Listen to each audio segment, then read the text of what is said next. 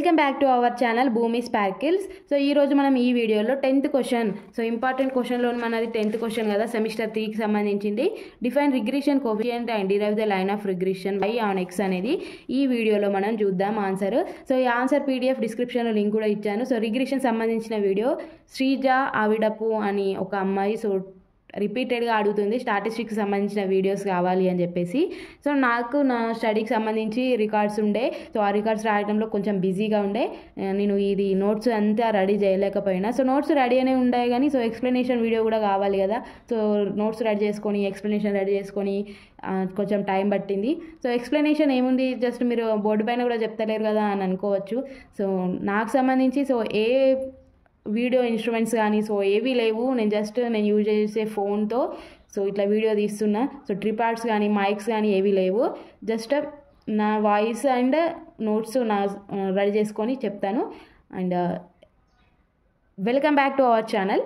So ఇప్పుడు మనం regression coefficient and regression y and x, so types of regression చూద్దాం.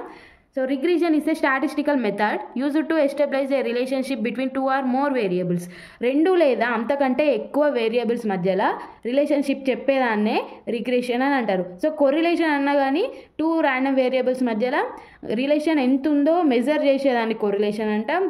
Relationship ఎలా ఉంది అని చెప్పేదాన్ని రిగ్రెషన్ అని అంటాం. సో రెండు కొంచెం దగ్గర రిలేటెడే.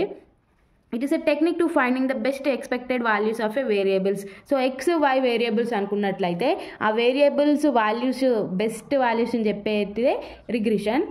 And regression divided into two types. So mainly divided into two types, ఇంకా ఎక్కువ టైప్స్ ఉంటాయి ఇంకా ఎక్కువ స్టడీ వచ్చిన కొద్దీ. సో మనకు సిలబస్లో ఉన్నవైతే 2 ఉన్నాయి. అవి ఏంటి అంటే simple regression and multiple regression. So ఇక్కడ మీకు హెడ్డింగ్లోనే చూడొచ్చు, సింపుల్ అంటే సింపుల్గా ఉంటుంది. So only two variables involve అయితే సింపుల్ రిగ్రెషన్. మల్టిపుల్, సో చూడండి ఇక్కడ మల్టిపుల్ అంటే 2 కంటే ఎక్కువ ఉంటేనే కదా మనం మల్టిపుల్ అంటాం. సో అదే 2 కంటే ఎక్కువ వేరియబుల్స్ ఇన్వాల్వ్ అయితే మల్టిపుల్ రిగ్రెషన్ అన్నట్టు. సో ఇక్కడ మీరు చూసుకోండి, a regression which involves only 2 random variables is known as simple regression. So only 2 variables involve అయితే సింపుల్. మల్టిపుల్ అంటే 2 కంటే ఎక్కువ, అంటే 3 ఇన్వాల్వ్ కావచ్చు, 4 ఇన్వాల్వ్ కావచ్చు, 5 ఇన్వాల్వ్ కావచ్చు, అంతకంటే ఎక్కువనే ఇన్వాల్వ్ కావచ్చు. And in simple regression there are 2 variables whose values is influenced is dependent variable and another one is independent. So simple రిగ్రెషన్లో 2 ర్యాండమ్ వేరియబుల్స్ ఉంటాయని చెప్పినాం కదా. సో 2 ర్యాండమ్ వేరియబుల్స్లో ఫస్ట్ వన్ ఏంటి, independent variable, next one dependent variable. So independent అంటే మీరు అర్థం చేసుకోండి, ఆ వడ్డే అంటే ఇండిపెండెంట్ అంటే ఏంటి, ఎవరి మీద ఆధారపడకుండా ఉంటాయి అన్నట్టు. సో ఇండిపెండెంట్ అంటే వేరే వాళ్ళని కూడా ఇన్ఫ్లుయెన్స్ చేస్తుంది. సో ఇట్లా ఉండండి, ఇట్లా చెప్తారు కదా కొంచెం ఇండిపెండెంట్గా ఉండేవాళ్ళు. సో ఈ వేరియబుల్స్లో కూడా అంతే. సో వేరే వేరియబుల్ని ఇన్ఫ్లుయెన్స్ చేసేదాన్ని ఇండిపెండెంట్ వేరియబుల్ అంటాం. సో వేరే దాని ద్వారా ఇన్ఫ్లుయెన్స్ అయ్యేదాన్ని డిపెండెంట్ అంటాం. సో వేరే వాళ్ళ నుంచి వెళ్ళి సో మనం ఇలా ఉండాలి అని నేర్చుకునే వాళ్ళని డిపెండెంట్ అంటాం. సో వాళ్ళుగా ఇండిపెండెంట్గా నిల్చుంటే వాళ్ళని ఇండిపెండెంట్ అంటాం కదా. సో ఈ వేరియబుల్స్ మీద కూడా అంతే. సో మీరు ఒక్కసారి చదువుకుంటే మీకు అర్థమైపోతుంది. So in simple regression there are 2 random variables. So 2 random variables, వాటిని x అండ్ y అనుకుంటే to find best expected values of x and y we have to reduce the errors in x and y, that is to find best expected values of x. So ఇది కొంచెం సోదే.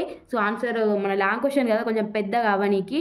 So మీకు ఒకవేళ మీరు leave చేయాలనుకుంటే skip చేసేయండి, ఏం లేదు.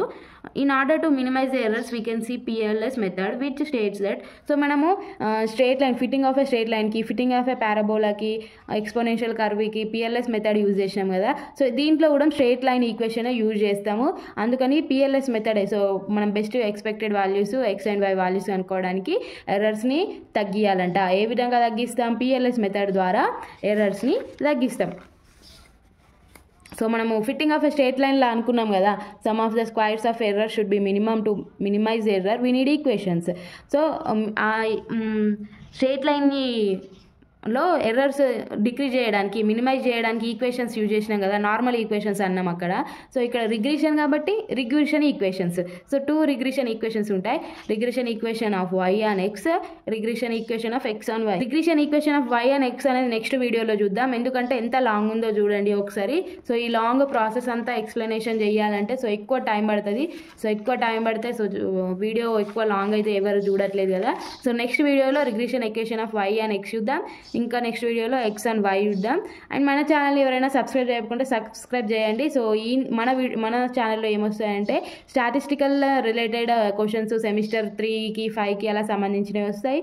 And jobs related, scholarship related. So నాకు తెలిసిన ఇన్ఫర్మేషన్ షేర్ చేయడానికి ఈ ఛానల్ నేను క్రియేట్ చేసిన.